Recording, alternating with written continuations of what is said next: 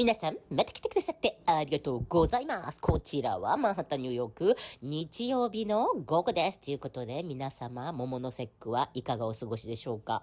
今日はね、トランプさん、チューズデー、スーパーチューズデーがあさってなんですけど、ちょっとこれ見てくださいよ。今映ってると思うんですけど、もうすごい人気なんですね、トランプさんが。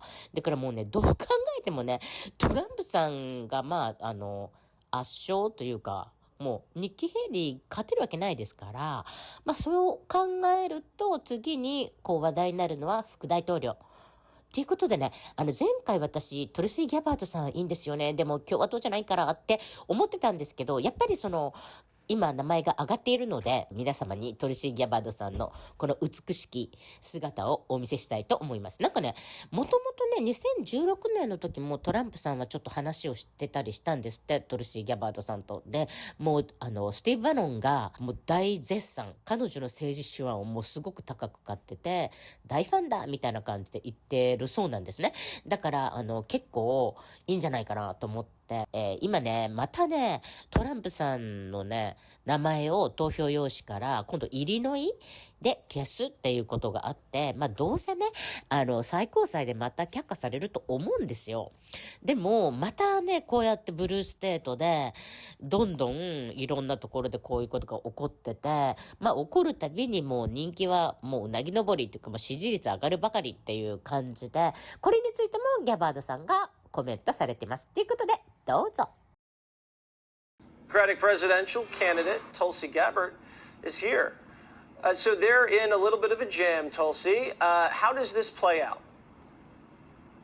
I think the American people are seeing how much of a charade our democracy is to them. This is all just a big ploy. And it was interesting to see President Obama's attorney general basically making this admission that they are weaponizing our Department of Justice and using our institutions to try to get rid of their major political opponent that happens to be Donald Trump, instead of letting the American people make the decision for ourselves. The hypocrisy is rich here because they're doing it all in the name of saving democracy. And the bigger underlying issue, or the other underlying issue here, is that they're not only doing this here. If you look at their foreign policy, the Democrat elite, President Biden's pillar of his foreign policy is going around the world and protecting and spreading democracy and using that as an excuse to go in and oftentimes wage these regime change wars, spending our taxpayer dollars and oftentimes putting our men and women, their lives on the line in doing so. And remember after the impeachment, after the perfect phone call, the so-called perfect phone call, Trump was at about 50% approval after he beat the rap in the Senate trial. Is the same thing happening here? Are they getting so crazy over the top with this politician, Donald Trump, that it's all going to just make him more popular?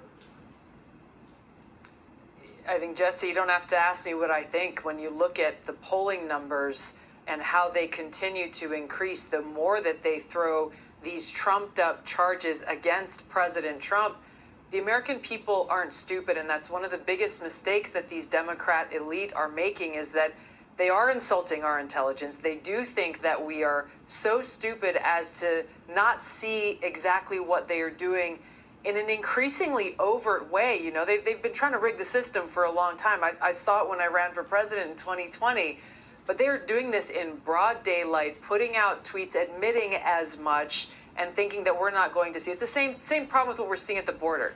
Biden pretending like now he cares about the border when it's been his policies for over 3 years that have put us in this security crisis today. Tulsi, you're being considered for a VP slot. Is that something you're open to? I would be open to that. My mission is to serve our country. I want to be in a position to solve problems, Jesse, and we got a lot of them to solve. We sure do. Tulsi Gabbard, have a great weekend. Thank you so much. But the comedian also offered some simple advice to the commander-in-chief about his age. He says, well, own it and embrace it. Instead of trying to refute all the too old to be president slams, Joe must embrace them. Stop with the I'm sharper than ever. Nobody's buying that. Don't try to deny the age thing. Lean into it. Lean in. Lean in like you're eating soup. Just admit it. Say, yes, I'm bad with names, and I walk like a toddler with a full diaper. I say, he should let his old fart flag fly. But I've got the White House's reaction, the cleanup on aisle 3, and also if you lean into it too hard, I mean, you might just lean into a grave. I mean, it's pretty fall old. over. This is KJP's.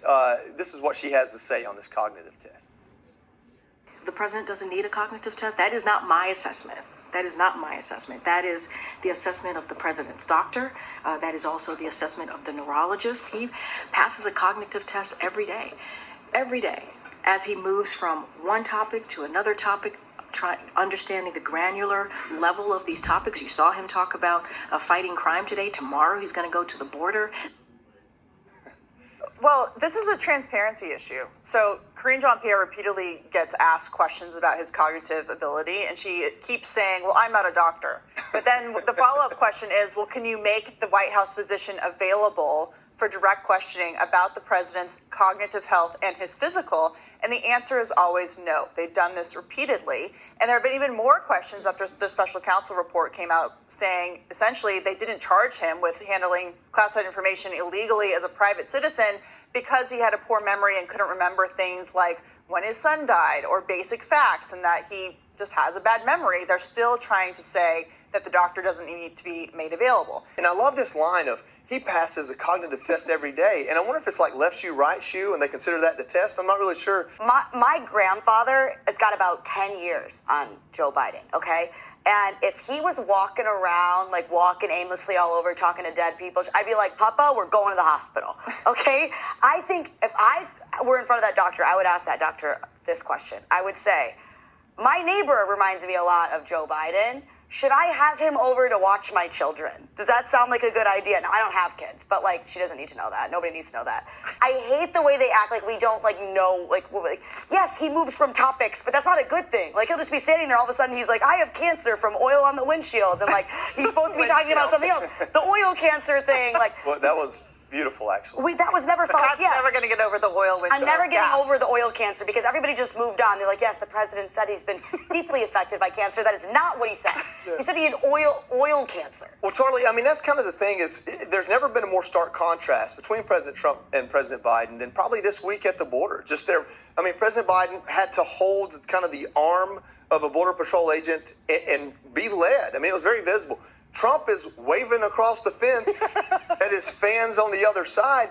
And this is not really to belittle President Biden, but to say there is a very obvious difference in how they get around and how they seem to be cognitively. Why does this White House, that is their deal on everything. They gaslight this way. Oh, the border's secure. President Biden doesn't need depends. They lie, and then people like the press believes it.